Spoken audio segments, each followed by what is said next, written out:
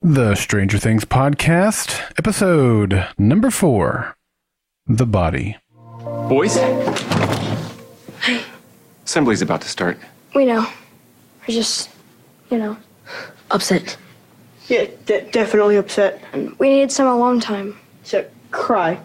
Listen, I get it. I do. I know how hard this is. But let's just be there for Will, huh? And then, the Heath kid is all yours for the rest of the day. What do you say? Well, I don't believe we've met. What's your name? 11. Eleanor. She's my, Cousin. Second cousin. she's here for Will's funeral. Well, welcome to Hawkins Middle, Eleanor. I wish you were here under better circumstances. Thank you. Where are you from, exactly? Bad place. Sweden. I have a lot of Swedish family. She hates it there. Cold. Sub-zero. Shall we? Yep.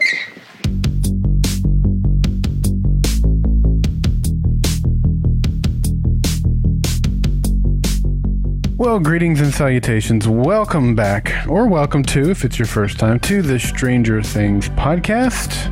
I'm Darrell. And I'm Addi. How are you? Good. Are you excited to be talking about episode 4? It's my favorite. It is, huh? You mentioned, when we wrapped up our 3rd episode, that this was going to be the one that was like a landmark episode for you as among your favorites. Yeah, I mean, I'm not sure if it's my favorite episode, but it has my favorite scene in it, which I'll definitely mention whenever we get there. I'm a little proud of myself because my first watch, which I watched probably an hour after we wrapped up recording episode 3. Which was yesterday. Yeah, for us it was a week ago. Let's see. This episode is actually being released on July 12th. Oh, we're recording it on the 25th, though. We're recording 25th of June. It'll release on July 12th. We just recorded episode 3 yesterday for us, and then I pretty much immediately watched episode 4. And when it got to this scene, I stopped it, and I'm like, this has got to be it. And I called you in here, and I was right. So I was kind of proud of myself for knowing you well enough to know instantly what your favorite scene was. Yeah, I just love it so much. Well, we'll be talking about that and a few other things along the way. And if this is your first time joining us, thank you for hitting that play button and tuning into today's episode, as it were. And if it's not your first time, thanks for coming back. Thanks for enjoying it last time enough to come back. We're glad you enjoyed it enough. It's because I'm here. I'm sure it is. So today we're talking about the 4th episode, or chapter 4 of Stranger Things, entitled The Body. Addi, who wrote and directed this episode? It's written by Justin Doble and directed by Sean Levy. Again, just to kind of give you a rundown of how our episodes work, we're going to start with... You didn't question me. Oh, you're right. Thank you for remembering. You better leave that part in. Yeah. Who are Justin and Sean? They are people who have written and directed Stranger Things. And how are they connected to each other? They've both worked with Stranger Things. That works. Very good. Once again, you pass. Thanks, bro. Well, if this is your first time joining us, or just as a reminder for those of you returning, our episode format is we're going to start with an episode recap, and then we're going to spend the majority of our time just kind of going back and forth discussing the episode. I have only seen to this point in the series. I have not seen episode 5 or anything beyond that. And Addison has seen the entire series. So it's pretty lit. She's, in fact, multiple times. In fact, we recorded episode 3 yesterday, June 24th. Was it Friday or Saturday? Was it the 23rd or 24th? You literally watched the entire series in a day. Well, not technically. You started with chapter 4. I started with 3, and I watched 3 through 8, and then I went back and watched 1 and half of 2. Yeah. And then I watched the second half like the next morning. Yeah, you had to go to bed. But we made you go to bed before you finished. So, but you basically watched the entire season in one day. I mean, I have watched the entire season one day before. Yeah, but so you've seen it multiple times. I have not. So you're kind of restricted on what you can talk about because you don't want to spoil me or anyone else who's in my position, which is a hard spot for you to be in. Mm-hmm. And I'm able to just openly talk freely. So that means I do like 75% of the talking, which I personally think is a bad thing, a bad mix. I'd like to get you more in the mix, but that's the way it is for right now. So we'll do the episode discussion there. And then after that, we will move into our listener feedback section, which we call Notes from the Upside Down. And then we'll do the quote of the week, which is a section that Addi takes care of every week. Then we'll do some predictions. I think it's interesting. I've got a really interesting prediction for this week. Your mom, after I told her about it last night, I wrote it down. She came in right as I was finishing watching episode 4 for the first time. And I told her about it. She's like, wow, you think about this show way more deep than I did. I just watch it and enjoy it. So it's either completely ridiculous. Maybe it's good. I don't know. You guys can be the judge of that. And then we'll talk about some news and rumors. We do have some news this week, so that's good. And then we'll wrap it up with Addison's favorite segment, the meme of the week. The meme of the week. All right. Let's get it kicked off with our episode recap. And just as a reminder, this script that I'm reading in this recap is coming from the great folks over at the Fan Wiki. So go check that out. It's a great resource for all things Stranger Things. You can find that at strangerthings.wikia.com. And thanks to the great contributors over there for putting this together. Chief Hopper tries to convince Joyce the visions she's having of communicating with Will and the monster are all in her head as her way of grieving. However, Joyce knows that she's not crazy and wants Hopper to believe that Will is not dead. In Mike's basement, Elle proves that Will is still alive by channeling him through Mike's walkie-talkie. Mike hears him singing, "Should I stay or should I go?" And after further discussion, the boys decide to take Elle to school so that she can use Mr. Clark's Heath kit to make further contact. Despite the body being confirmed as Will, Joyce still doesn't believe that he's dead. Hopper is surprised to hear that state officials performed the autopsy on the body rather than Gary. Joyce asks to see the birthmark on Will's body and storms out, convinced that the body she saw wasn't Will's. Meanwhile, Jonathan is ready to plan Will's funeral, which gets him into an argument with Joyce. The two argue about if Will is really dead, causing them both to storm off. At the Wheeler house, Mike and the boys give Elle a makeover, dressing her in Nancy's pink dress and a blonde wig, while Mike does her makeup. Elle comes out of the bathroom, and Mike says she looks pretty. Good. At school, Mr. Clark agrees to let them use the radio as long as they attend an assembly commemorating Will's death. Overhearing bully Troy and his friend laughing about Will's death, Mike confronts them and punches Troy. Before Troy can attack, Elle causes Troy to freeze in place and urinate on himself. In the Hawkins laboratory, one of Brenner's workers attached to a security line goes through the gate to the alternate dimension. The worker reaches the other side, but the monster seemingly finds him and cuts the worker off from the security line. Brenner's crew was not able to reel him back in time. Jonathan is picking out a coffin for Will's body when Nancy arrives to ask him about the photo he took of Barb. Nancy describes the monster in the photograph as the same one she saw running through the forest. Jonathan realizes Nancy is describing the same monster Joyce saw crawling out of the wall, leading him to question if his mom really is telling the truth. Back at the school, Elle uses her powers to try to talk to Will through the ham radio. A flashback is shown where Elle uses her powers to locate one of Brenner's men, repeating what he said over the lab's speakers. Elle is able to make contact with Will, and the other boys hear him calling for his mom. Joyce suddenly hears Will's cries as well through the wall in her home. At the police station, Hopper questions Gary about the autopsy. He tells Hopper about the state police claiming jurisdiction, which he thinks is odd considering Will is just a regular small-town boy. Suspicious, Hopper locates the officer who found Will's body at a bar. His suspicions are confirmed when he forces the officer to confess about saying the body was Will. Hopper sneaks in to see the body and performs an autopsy of his own. He cuts open the body cavity and realizes the body is packed with what appears to be some sort of stuffing. Joyce tears down the wallpaper and sees Will in the alternate dimension. Elle and the boys are able to hear Joyce and Will's conversation through the radio. The radio catches on fire before they can make further contact. Joyce is still talking to Will, and she tells Will to hide as the monster is coming back for him.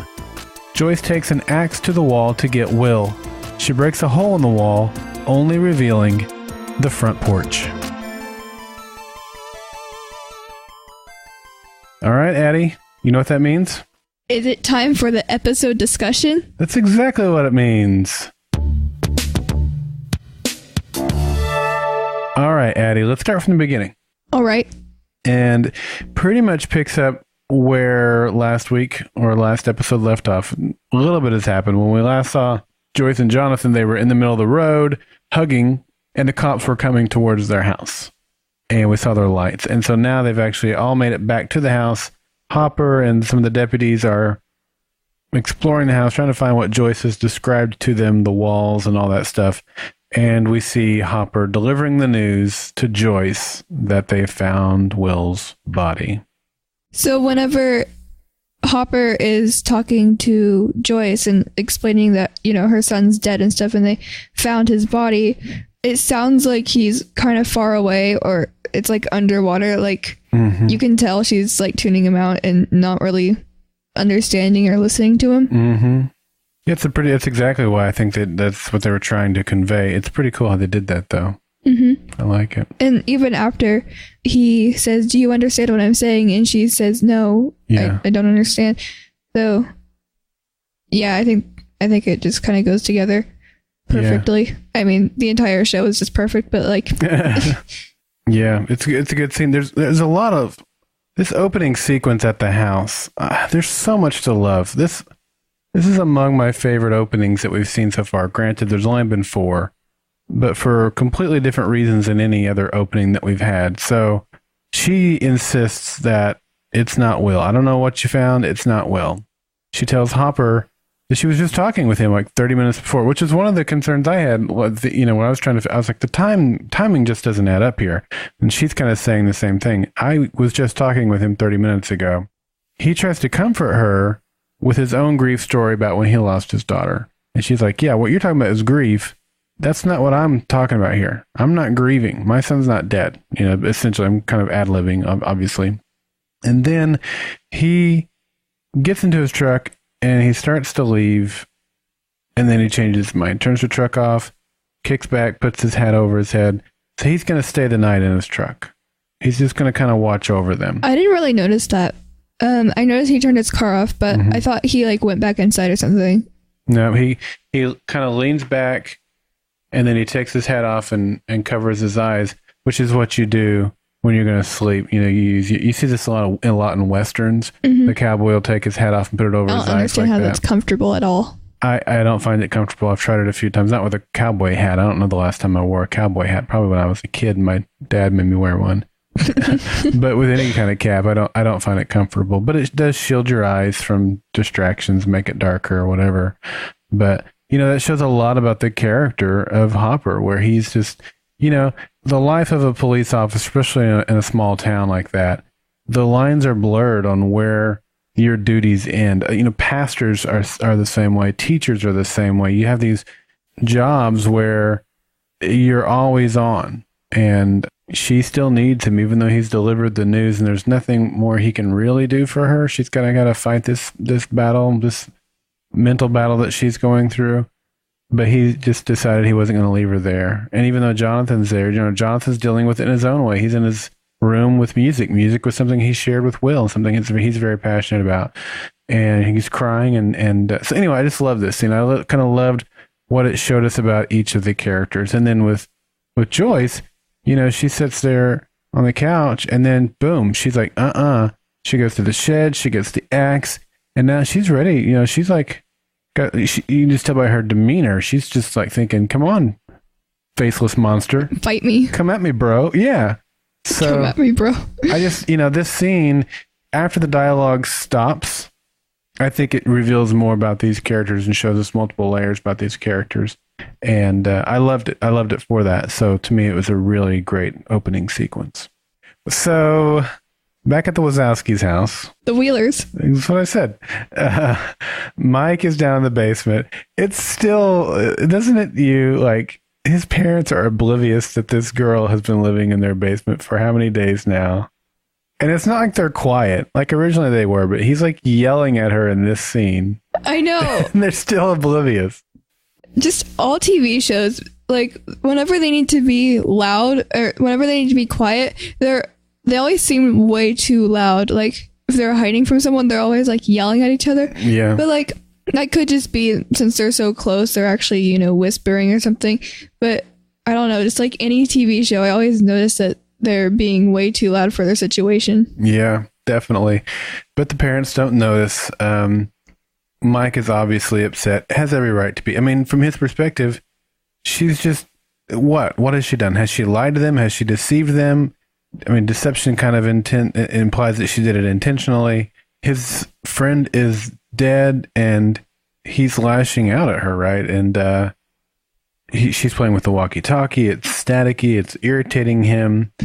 But then she tunes into that song that we've heard Will and his brother, the Should I Stay or Should I Go song. Mm-hmm. Will instantly recognizes it and recognizes its significance, and it's Will singing the song. So huge you moment. called Mike Will. Oh, did I? Sorry. You said Will recognizes the significance. Oh, Mike, thank you for catching that. I'll do that. I do that all the time. Yeah, you did it in Walmart the other day, and I almost slapped you across the face.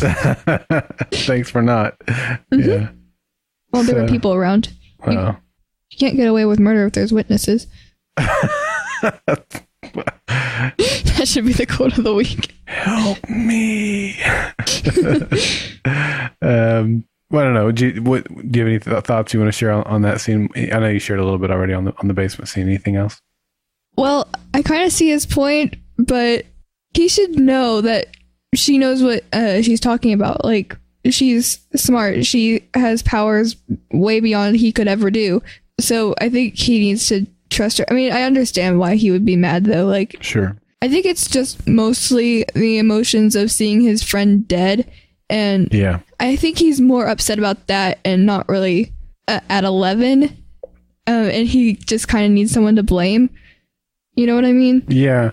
No, that makes total sense. And I think he's obviously very emotional and doesn't fully understand how to. I mean, that's why, like the walkie-talkie static. I mean, that probably wouldn't have irritated him, except that his emotions were so raw at the time. Mm-hmm.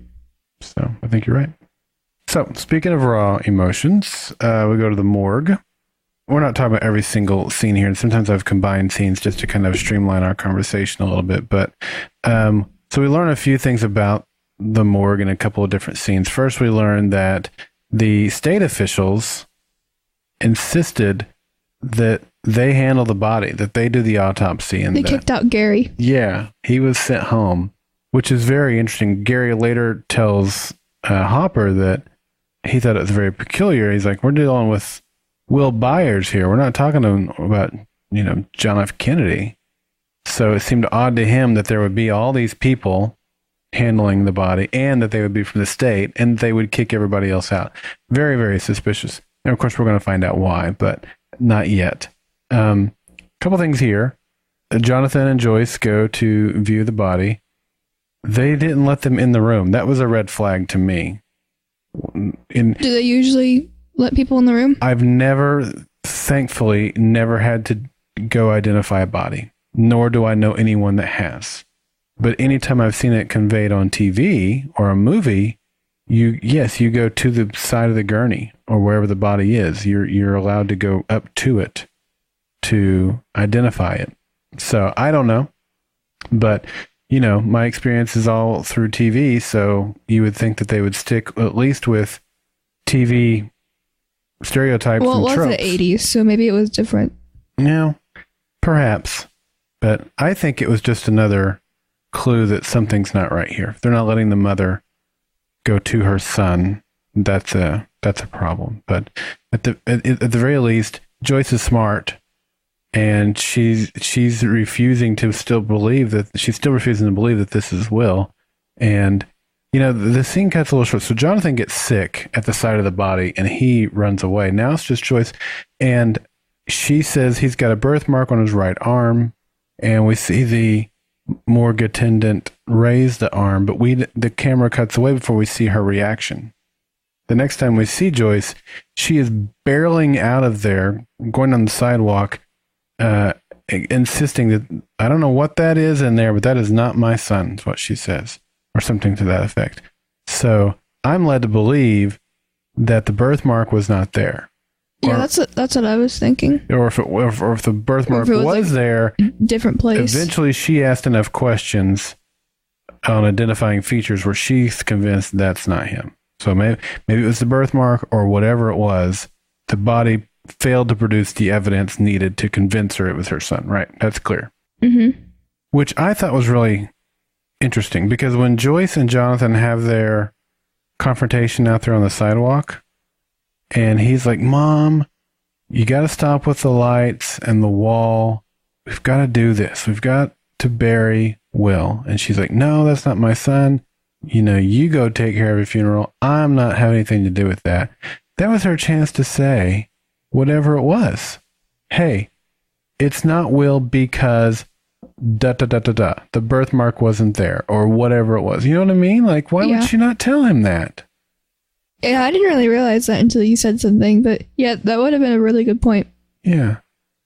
I mean, TV shows and movies are famous for, leaving out information for the sake of convenience. Two characters don't communicate. Like Lost was this way. If people would have just said, hey, guess what I ran into in the jungle today? Or guess what conversation I just had? They would have figured things out a lot faster and probably even gotten off that island. So, but that's the way TV shows work for drama purposes. But even still, this doesn't make sense why she wouldn't, because he's railing on her for not wanting to bury her son. You would think the first thing she would say is, well, let me tell you why I don't want to bury my son. You know what I mean? So I don't know. It was just really odd to me that she wouldn't tell him that information, but she didn't. So it's a moot point, but I just thought it was peculiar. Okay, let's talk about Nancy and Steve. Hate Steve. That's why I paused. I wanted to get your reaction on that. We had a family discussion yesterday about how much all of us hate Steve. True. That was quite fun. Although I don't know if Colby joined in. I know me, you, and your mom did. Yeah, we all hate him. Okay, Steve has never endeared himself to us, right? From day one, he's not really been a likable character. He's always come across as the playboy jerk, just trying to get girls, right? And there's nothing likable about that. But in this scene... He ruined Domino's. I mean, I didn't like Domino's to begin with. Like, every other pizza place is better, but... I actually like Domino's since they don't. redid their recipes a couple years ago. Maybe that's why, since they changed it. Yeah. Maybe that's why I don't like it, because did we have it before that? No, I hated it before then. Like, I got it in college and it was crap.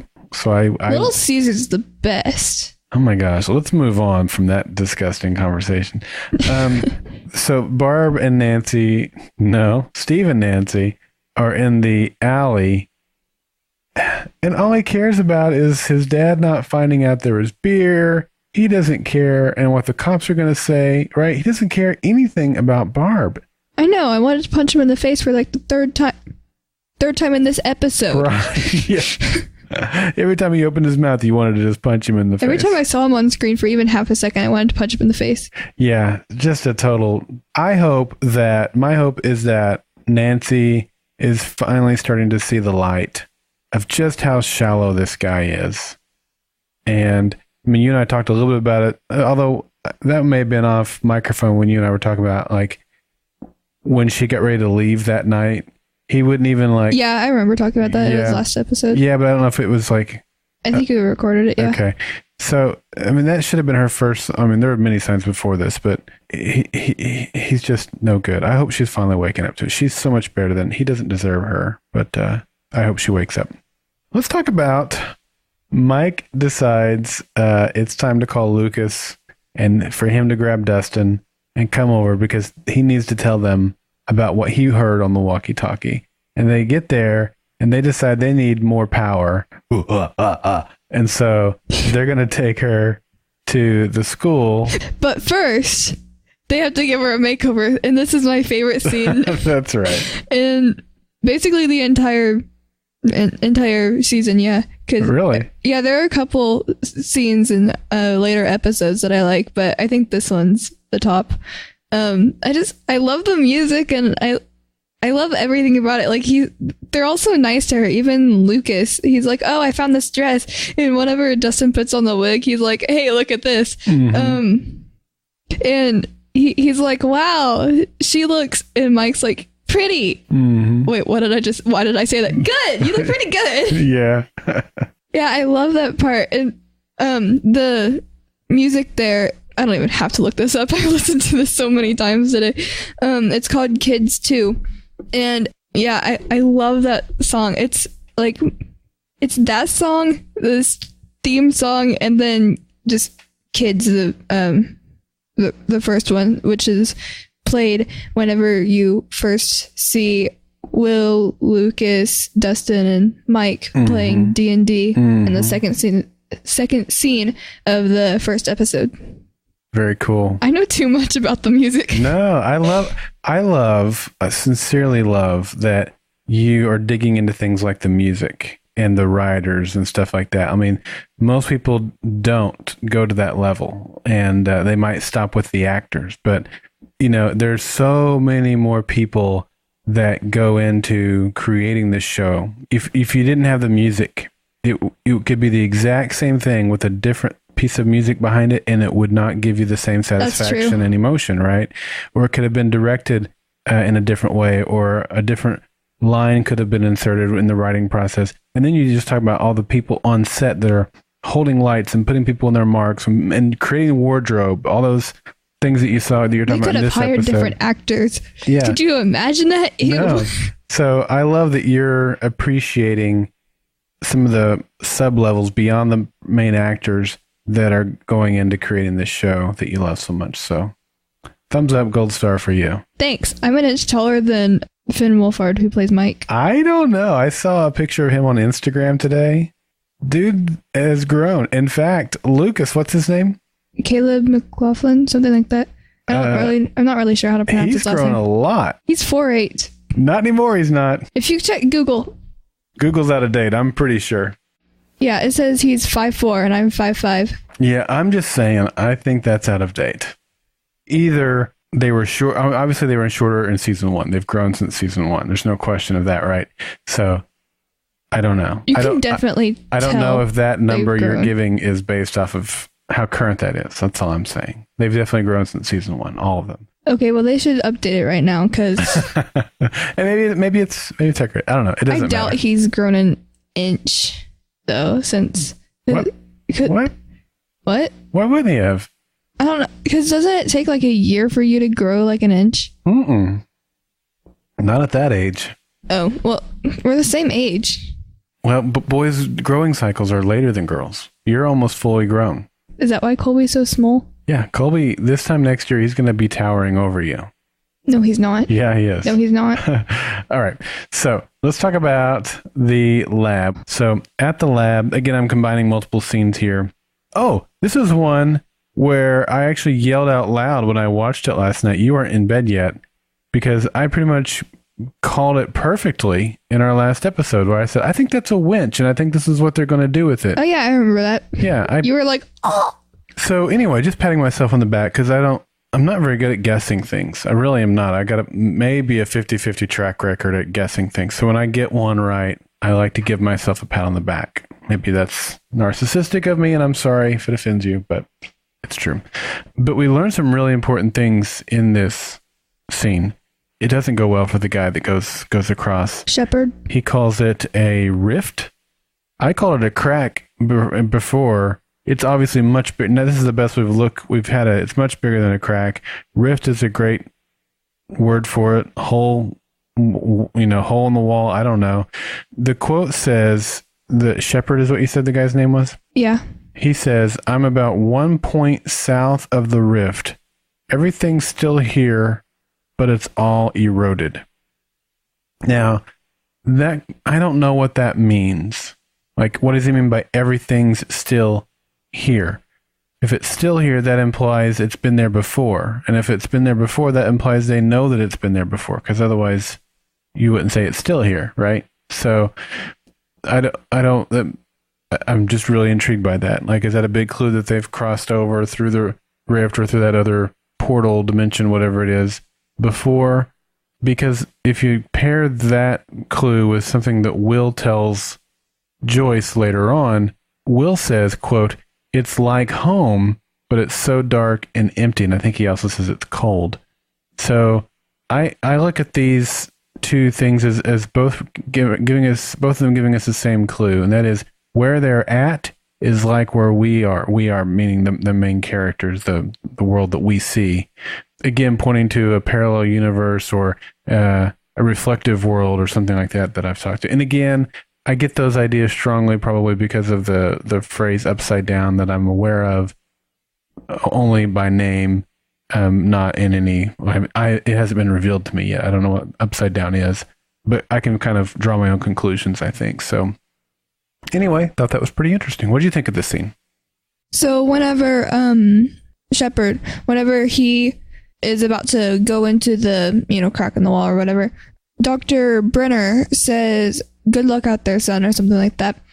So I have two theories on this. Okay. Either that's his actual son, well, duh, or he was like another test subject, because you know how 11 calls Dr. Brenner Papa? Mm-hmm. Maybe he was a test subject and he just thinks that he's his dad, or maybe he's just like an old man, just good luck out there, son. Like, old people called younger people's son and stuff. Yeah, and it could be, you could be right on any of those. I took it more along what you said lastly. Sometimes someone in authority, even like a corporate boss, might refer to one of the underlings as son. It's a little bit demeaning. I'm reminding you of our position of authority here, son. Mm-hmm. But it can be kind of comforting because there's a relationship there. So, but that doesn't mean there's any actual physical relationship or anything like that. So I would go with your third theory, but it could be any of those. You're right. Well, okay. Whenever Mike stays home and he locks 11 in the closet for a couple minutes, you have this flashback from her, and she's yelling at Dr. Brenner. She's like, "Papa, Papa," like she's clearly asking for help. Yeah. And he doesn't care at all. But whenever Shepard doesn't come back out, and there's blood all over that metal thing, he actually looks sad. And yeah, whenever he wasn't responding at first, he looked sad then too. So maybe he actually cares about this one. Oh, Addison, you've just set up a perfect segue. Those are great insights, by the way. Fantastic. The next thing in our notes is to talk about the school. So we get to the school, we see Nancy in class. She's in probably her lit class. Lit. And do you know what the teacher is reading? Heart of Darkness? Yeah. You looked at the notes. Did you know that before? Did you pick up on that at all or anything? I know he was reading something, and I could have looked it up if I wanted to, but I didn't, So I'm hoping one of our literature buffs, Karen, I'm talking about you, Emily, anyone else out there who's listening who is a literature buff, I would love your thoughts on this. This is significant. This is another important piece. I won't put it up there on par with the X-Men comic clue that was in episode 1, but this is an important piece. So I did a little bit of research. I've actually got it pulled up. I'm going to read it at some point because it's only like 30,000 words. Like you could read it in like an hour or two. It's a short novel from turn of the last century, like 1902, I think it was published, although maybe late 1890s. I didn't research it that in depth. It was first published as 3 short stories in a magazine, and it tells the story of the Congo, I believe, in Africa. But the premise, as I understand it, and I've done very little research on this, is that it's easy for us to, in this case, look at Brenner and see him as an evil dude. You want to punch him in the face, just like Steve. Just like Steve, right? And maybe even Steve, right? And it maybe even the Demogorgon. These are these especially when we watch things or we observe things, whether it's a TV screen or real life, we like to assign morality to things. The Bible talks about this in a way where Jesus says, you're talking about the the speck in your brother's eye and you've got a log in your own. And that is to say that we all have faults, and it's easy for us to point out the faults and assign morality to other people while completely failing to recognize those same faults and failings in ourselves, or putting ourselves in context with that other person and recognizing that if we were that person that had been put in that same situation, if we had walked their path in their shoes the way they had, who's to say we wouldn't be just like them and made those same decisions, right? And so you talk about Brenner having some compassion here. It's a sign that he's not all evil. And no one is ever straight black and straight white. There are complexities and nuances to them and to their characters. None of us are purely evil. None of us are purely good. And I think that's what the Heart of Darkness is trying to help people understand, that we don't need to get on our high horse or our morality choo-choo train and say, toot, toot, I'm the best. You know, it's everyone at my school other than me. Yeah. And even with Steve, if you had Steve's hair and Steve's looks and Steve's money I'd jump off a and cliff. Steve's opportunity, who's to say that you wouldn't be just like Steve? Right? I'd jump off a cliff. So anyway, I think, and I love that this piece has been put into the show at this point. Because at this point, we're really starting to pick sides. You and I already spent time talking about how much we hate Steve. We've established who we're rooting for here, right? But the fact is that it's not that easy. We may, by the time this is over, end up sympathizing with Brenner, even maybe sympathizing with the Demogorgon, and still hating Steve. I don't know. What do you think? Well, as someone who's already finished the season, I can conclude I still hate Steve. I love you. Yeah, and I'm not asking you to share your opinions on how you feel about those characters with the season's perspective. I'm more asking, what do you think about the ideas that this story, Heart of Darkness, is laying out, and you know, the way that we try to assign labels to people. It's cool. Good story. Something you should go by, but not gonna do. Oh. Okay then. I will keep judging Steve until the day I die. Okay. All right. Well, so Nancy's taken out to talk to the police, and then, you know, we don't need to go into all that. I mean, she tells them mostly the truth. Her mom calls her out for lying. She goes to her room and she notices something in Jonathan's story. And I like it that these clues are starting to come together. People are starting to talk together. You mean photo? pictures? Yeah, thank you. And so she goes to Jonathan and she asks him about it. And so they go back to the dark room. You know, when I was telling you about the dark room last week, I told you about how you could expose it longer, you could leave it in the chemical longer or shorter to change how dark and light it was. And so we see him making those decisions this time to alter the contrast of the photo. And by doing that, they're able to get a better look at the monster. How'd they make it bigger though? Well, you can blow it up again with the focus, like a microscope and stuff. You can zoom in, zoom out, and focus, change the focal point and stuff like that. Yeah, totally. Oh, the picture was like ripped up and stuff, and she didn't do a very good job of taping it together. She did a terrible job. Like she'd never used tape before. It so you know, part of like the where it's ripped, it's like white at the top because it's like half the paper. Right. So she could have like tucked it underneath. I know. But okay. My OCD was like having some major problems. I was about to punch her in the face. But okay, wasn't there like one of those like tears in the middle of the feet of the Demogorgon is like behind Barb, which is in like the bottom corner, and then the top part, it's in a different picture. So whenever they were together, there would have been a tear in the middle. And how did that like not show up? Well, because he would have developed a fresh from the negative. Okay, that makes sense. I was like really confused on that. It like, didn't have anything to do with her ripped photo. They made a brand new one. Yeah, I thought it was like they were like copying it. Like I got you. Yeah. Yeah. No, they were. Yeah, that's a good question. They were. I was much confuzzled. Yeah. Okay. So the boys and 11 try to get into the AV room. What's the teacher's name? Mr. Clark. Yeah. He runs into them and they have to go to the school assembly. How awkward would that be? Oh, you're the best friends of the dead guy, and the dead guy is the reason we're having the assembly. And you're not even in there. But then you come in late, and like everybody's looking at you. I would have been like Dustin, like abort. Yeah, another reason why he's my favorite. Yeah. Great scene though. Yeah, it's or really it ended fun. well. Yeah. So at the end of the assembly, this is like my fourth favorite scene in the whole series or season.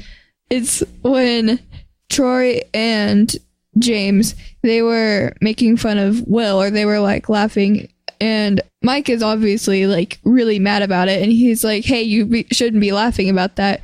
So he's like, okay, what are you gonna do about it? And he doesn't really care because, you know, Troy's the bully, not Mike. He just kind of laughs it off, and then he goes over and he pushes him, and every time I'm just like, oh, yes, you go, Mike. And he's like, oh, you're so dead, Wheeler. And he's like about to hit him or something like that, and he just stops. And at first you didn't know if it was in the name of love or if it was hammer time or if he was going to collaborate and listen. You make me cringe. Okay. So he freezes there. And I mean, we can all conclude why. Right. And then he starts peeing, and then the little blonde dude's like, dude, he peed. So then they're all just like laughing, and then the principal comes over and they're like, okay, what's going on here? And then they all take off running. And I love how 11 just exits. She just like wipes her nose like a boss and then turns around and leaves. Like, totally. I love that. That was amazing. I don't know if she came up with that on her own, if Millie Bobby Brown did, or if that was the director who came up with that rollout, but it was awesome. Yeah. Made the scene. On a scale of 1 to 10, it was an 11. I see what you did there. Thanks. Nicely done. Yeah. Love that scene. Okay. So Hopper is getting a little suspicious. And he's been suspicious. Like, he's been a little bit more on point. We talked about this last episode, but we don't know exactly what caused him to go undercover or whatever it is. I mean, just other than his suspicions. So he tracks down the guy who is being interviewed by the news, and he's the state trooper that found the body.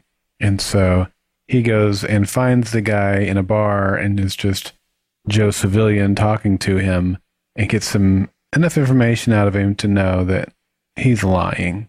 So follows him out to the back, and he starts beating him up like a boss. He did, yeah. And then you get the creepy guys watching in the car, and the guy getting beat up. Well, I don't remember his name, the state trooper guy, but he's like, you're going to get us both killed. They told me to call it in and not let anyone get close to the body. And then he looks over at the car and he says, you're going to get us both killed.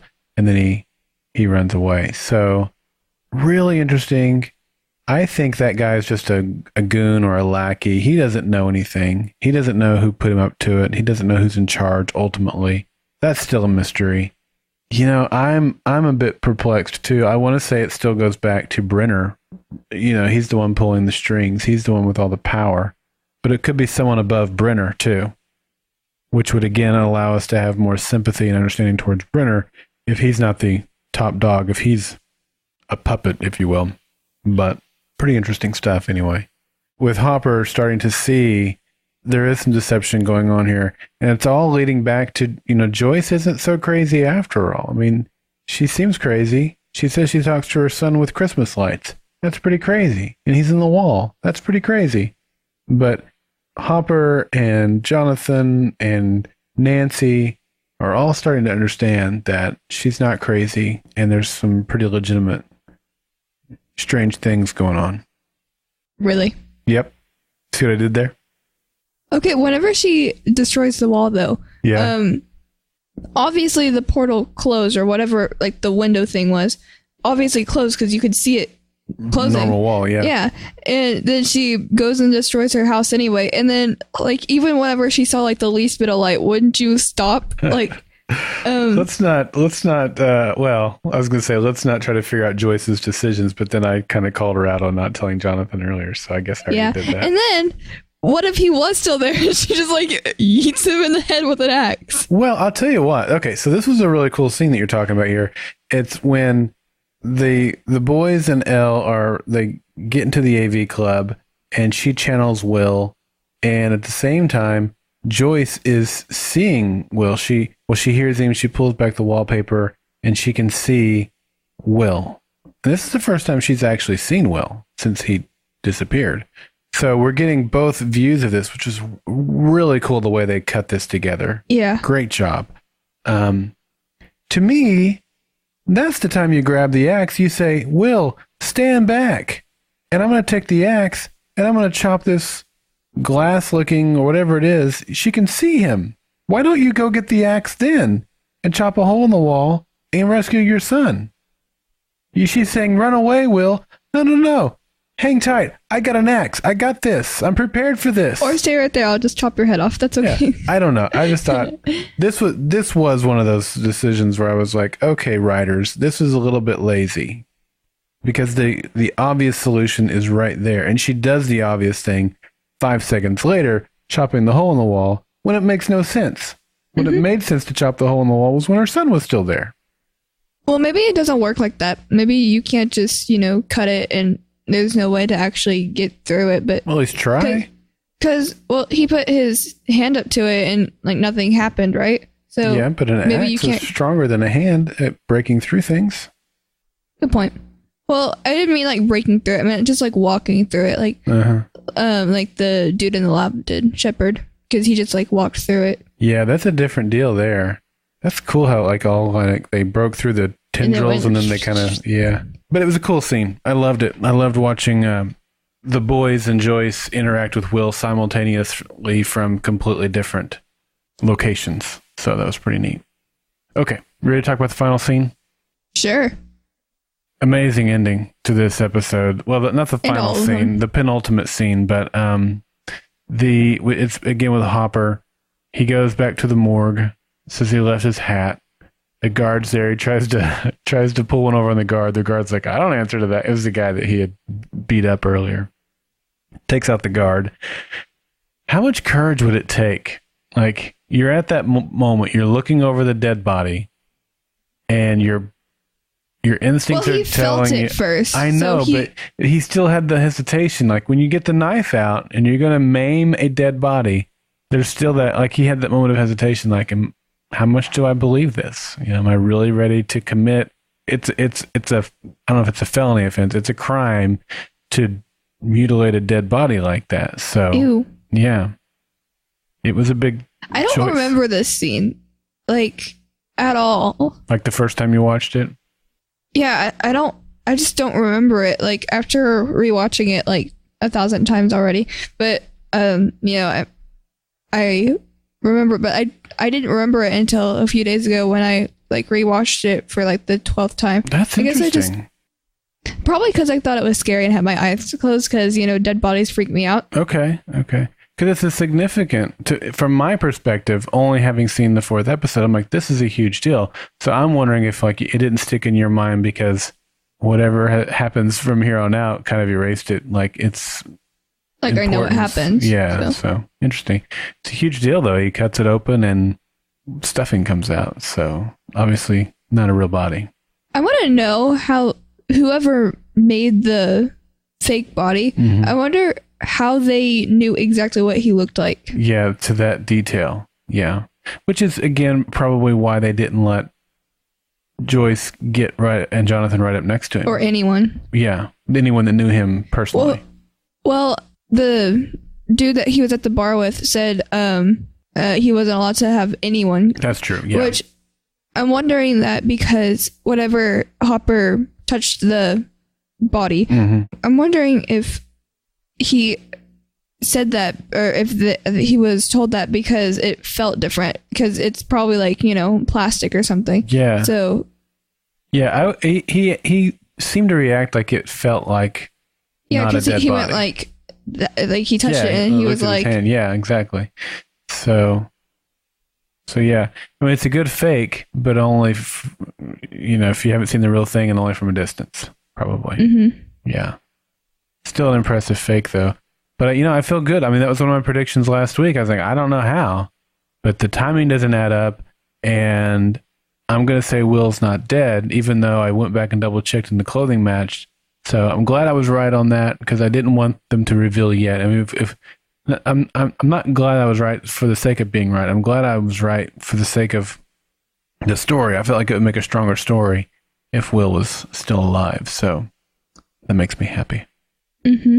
And then, of course, the very last scene is Hopper going to the lab with the wire cutters, and now he's breaking in. So now he's committing another crime, breaking into the lab. He's a cop. He can't arrest himself, right? No, but other people can. So, well, not if he's head cop. I told your mom this last night. We were talking about it, and I said, Hopper's. I'm glad he's doing this, but he's going to find himself dead before the season's over if he's not careful. So, but I'm glad he's willing to keep pushing it to find the truth. The truth is out there. He's good at talking to people to get information and getting what he wants. He's a good cop. Mm-hmm. Yep. Or concerned citizen. That's right. Very nicely played. Thank you. All right. Any other thoughts on this ep? Nope. All right. Well, that's it from me as well. Let's move into Notes from the Upside Down. All right. Well, we have 2 listener contributions for today's episode, and one of them from a brand new person. So we have feedback from Jeff and Linda. All right. Do you want to do Jeff first? Well, he's on the list first, so. Well, we can't break the list. It's in alphabetical order. All right. Here he is.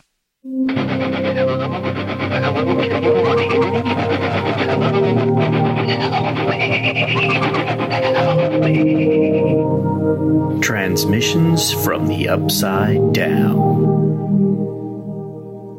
Hey, Darrell and Addi. This is Jeff, X-Force 11, with my feedback about Chapter 4, The Body. Well, we're halfway through the series, and they amped it up again this episode. We got to see how close to his mom Will is because of Elle bringing him closer. We got to see the sheriff see that there's much more afoot than he thought, and we got to see the guys starting to trust Elle. I really enjoyed this episode for the twist and the turns, and I cannot wait to hear what y'all have to say about it, because I'm excited for what comes next, and I know Addi is just anxious so that her dad knows what's going on with this series, because it's only getting better from here. Thanks. X-Force 11 out. Thanks, Jeff. Thank you, Jeff. All right. This next one's from Linda. Do you want to take it, or you want me to take it? I guess I'll read it. Okay. So Linda says, I am so excited to be watching this a second time, this time with friends. What I loved most about it was the pure nostalgia. I have been around for more than a few years and was a single mom of 3 in 1983. My girls were 17 and 15 and my son was 12. These were my kids. The teen angst of the girls and the D&D of a 12-year-old son. The girls were so different. One went to the underage drinking party, and one was Barb, and I couldn't understand all the weird things I had to get for the D&D game that seemed to go on forever. These were my kids. That's great. It's like they were right out of the show. I know many are thinking that these kids didn't have enough parental oversight. This was a totally different time. We didn't worry about ISIS or drug raids. We didn't lock our doors except at night. In the summer, the kids were outside from sunrise to sunset. They showed up for Kool-Aid and snacks, then lunch. They had to be home before dark. When Clay was about 2, the neighborhood kids would take him take him with them in a red wagon and deliver him many hours later, happy and unharmed. 1983, there were no seatbelts. If you wanted to go somewhere, you walked. Kids could charge on parents' accounts. This was smart for the stores, not so much for the parents. Phones were attached to walls or sat on tables. If Joyce had been renting her phone, she wouldn't have had to buy a new one. There were no answering machines. If the line was busy, you called back. If no one answered, you called back. No one knew that pajamas could catch fire. Riding in the back window of the car or the bed pickup was a treat. Bicycles. How E.T. could this show be? It gets even more E.T. as the show as it goes along. I love it. Addi, I love that you're podcasting with your dad. Being able to talk in public will make you an amazing anything you want to be. Which I do want to be an actress and singer when I grow up. So thank you, Linda. Yeah, thanks, Linda. Linda's one of my favorite people. I get to see her when I go to Atlanta for Dragon Con, which would have been this year, but you and I got tickets for San Diego instead.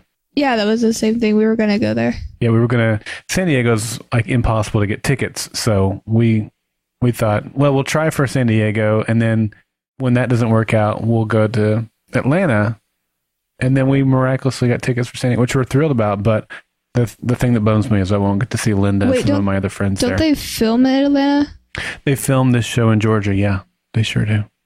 Well, cool. It's so good to hear from you, Linda. Thank you for writing in. We'd love to hear from you. That's right, you who've listened to this podcast and haven't sent in your feedback yet. We'd love to hear you. The way you can do that is by calling 304-837-2278 and leaving a voice message on our message system. Or you can go over to goldenspiralmedia.com/feedback, where you'll have a variety of ways. Send in an email like Linda did. You can attach an audio file like Jeff did, or you can even use our SpeakPipe widget. The only thing we ask is either make it general like Linda's feedback here, or make sure it's contained to a single episode of Stranger Things or anything that has happened prior to that single episode. So you can go ahead and send in feedback for any episode because the whole series is out there. But just, we don't want to spoil anybody like me who hasn't seen the whole thing yet. So contain your feedback to say episode 6 and anything prior to that if you're sending in for feedback for episode 6. Hopefully that makes sense. And we'd love to have your feedback for a future episode. All right, Addi, if they want to follow us on social media, how do they do that? Our Instagram is Stranger Things GSM. Our Twitter is Upside Down GSM.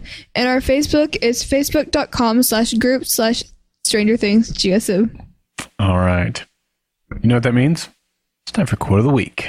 Now, this Quote of the Week is a really good one. You gave me a signal earlier in our podcast, like you didn't want me to say too much while we were talking about the scene because you wanted to reserve it for the Quote of the Week. So tell us all about it.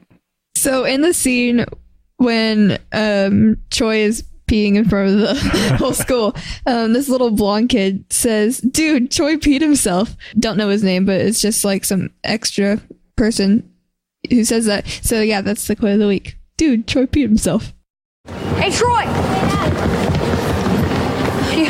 You think this is funny? Would you say, Wheeler? I saw you guys laughing over there. And I think that's a real messed up thing to do. Didn't you listen to the counselor, Wheeler? Grief shows itself in funny ways. Besides, what's there to be sad about anyway? Will's in fairyland now, right? Flying around with all the other little fairies, all happy and gay. La la la la la la.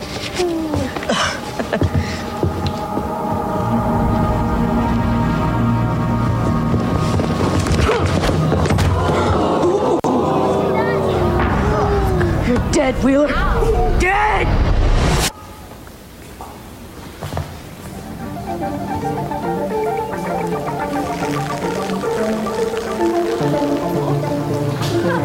Dude, Troy peed himself. That's such a funny scene. I literally heard you laughing and I was like, what is so funny? Yeah. I totally forgot that was in this episode. So even though I've I watched it like 20 times. Once you watch all the episodes, they kind of just run together. They do. Absolutely. They do. Yeah. I mean, I don't have that experience with this show, but with other episodes or other shows I do. So, yeah, but it's a great scene. Everything about it. And we already talked about it. No need to rehash it. But yeah, love it. Good choice. Thanks. All right. Well, let's get into predictions.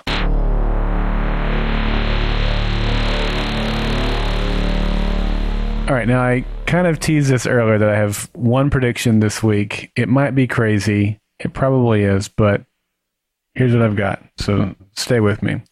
My prediction is that the Demogorgon is 11, but from the parallel universe or whatever we're going to call it. Let's call it a parallel universe just for the sake of simplicity.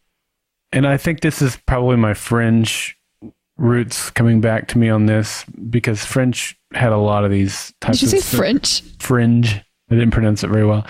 Fringe had a lot of these scenarios that it would lay out there where if you were in a different world, very, very similar to this one, how would you be different? You know, what circumstances would be? Would you be just like you are?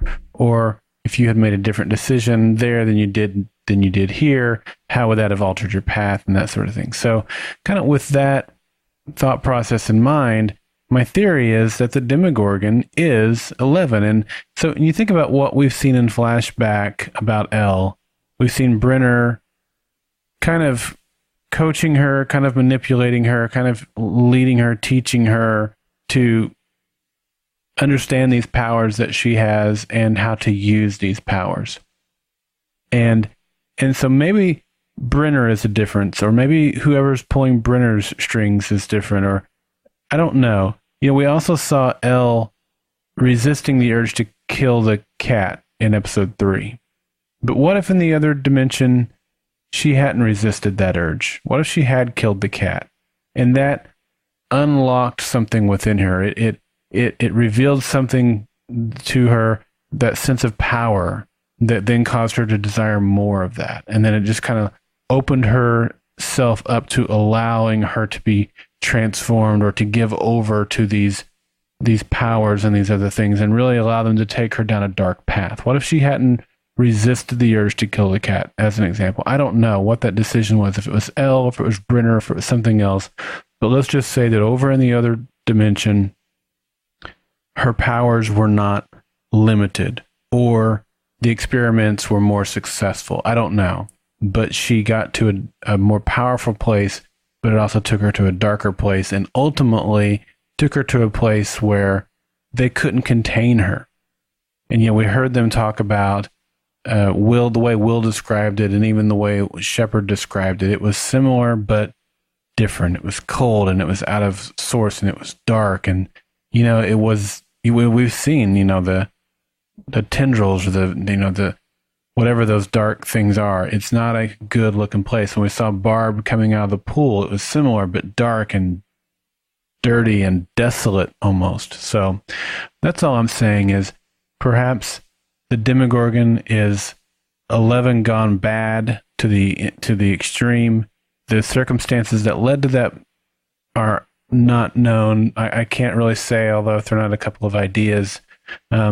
But she got so powerful, and maybe she fed into that power that she destroyed everything. Maybe not everything like the whole world, but within a certain radius, you know, where she's just, maybe there's such a huge energy spike, it was almost like an atomic bomb going off, and that's why things look the way they are. I don't know. But that's the desolation that we see on the other side. And if that turns out to be the case, again, going back to the Heart of Darkness that we talked about earlier, now you suddenly kind of have some sympathy for the Demogorgon, because we know what it could have been. We see its equivalent on this side, victim as she is. We all love Elle. You know, we have compassion for her. We see the value in her and how she's able to do good things with her powers. And so you would have at that point what seems to be evil to us now. The Demogorgon is kind of the epitome of that. What if it's not so? You know, now we've got something to compare and contrast it with, and now our hearts are softened towards it. So I don't know. It's kind of a crazy theory. Like I said, your mom was like, man, you're thinking way too deep about this show. I was just watching it to enjoy it. But that's my crazy out there theory, that the Demogorgon is Elle from the other dimension. And this would also explain why Elle was able to recognize Will, and I think recognize Barb in those photos, because they are psychically linked, because they're both powerful, because they're both the same person, although completely separate, but mostly because of their power and because they are essentially the same person in different universes. They share some sort of psychic connection that maybe they don't even understand yet. And that may be really powerful down the road if they do share some sort of psychic link, because now Elle might be able to manipulate the Demogorgon, or control the Demogorgon, or rein in the Demogorgon, maybe something like that. I don't know. But anyway, I think that they share some sort of psychic bond, and that's why she's able to recognize things that the Demogorgon has seen, but she has not. So there you go. Cool. Okay. You got any other thoughts on that? I know you can't confirm or deny anything, but you have any comments? Well, it does kind of make sense. There's one scene that would kind of not go with it, but it's, a couple episodes ahead, so I can't really say anything about it. But at the same time, it also makes perfect sense with it. Okay. Well, we'll continue this conversation when that scene comes along. Oh, it's not going to be for 4 more episodes. Oh, so it's in the finale? Mm-hmm. Okay. A season finale, not a series finale. Sure, of course. Christ. Yeah. Okay. Yeah, the Duffer Brothers said they want to go on for 4 or 5 seasons. I'd be okay with that. I'd be okay with, never ending. I'm just curious, the time when you have kid actors, that's the danger, right? I mean, these kids that start out at 12, if it goes on for 5 seasons, they look a whole lot different at 17. Well, it's like Full House, because they grew up with the show. Yeah. But we're talking about Full House is a show that can age with the kids. This is a story so far that's trying to take place within a very confined, short amount of time, unless they stretch the story out. And some shows will do this. Falling Skies used to do this because they had kid actors. And so you'd end the season, and then 9 months later, the show comes back because they had 3-month seasons. And it would say, very first scene would say, 6 months later, just so they could kind of account for the actors themselves having aged noticeably. Yeah, and even Gaten's voice changed so much they couldn't, do voiceovers. Yeah, he had to be overdubbed. What do they call that? I forgot. I forgot too. AVR? I think so. Yeah. Anyway. Okay. So I think we mentioned it in episode 0. I think we did too. Yeah. Okay, you ready to talk about some news? Mm-hmm. Let's do the Hawkins report. Okay, so I'm going to take 2 of these, and Addie's going to take 1 of these. 1? Yeah, you're going to take the Vanity Fair one. Yeah, because I literally told Mom about this the other day. Oh, good. Okay, perfect. So I'll get these first 2 out of the way, then I'll turn it over to Addie here. These are the same 2 we've been talking every week, but we don't want you to forget the Loot Crate for Stranger Things. It's a Stranger Things limited edition Loot Crate, valued at $111. You can get it for $70 after shipping, and you can save $5 by using our promo code, it's not a promo code, it's our affiliate link. So that's goldenspiralmedia.com/loot, and we will also earn a $5 credit. So that's awesome. And if you want to get some official Stranger Things podcast merchandise, you can go, not official Stranger Things merchandise, official podcast merchandise at goldenspiralmedia.com/shop. All right, what do you have for us, Addie? So Winona Ryder, which we all know plays Joyce, she cried for 10 hours during the Christmas lights scene. That's crazy. How? I can barely cry for 30 seconds, if that. I don't know how you have moisture left in your tear ducts after that. Yeah. I could make the face, but no tears would come out. Yeah, They'd exactly. have to spray my eyes or something. Yeah. Or eye drops or something. Fake tears.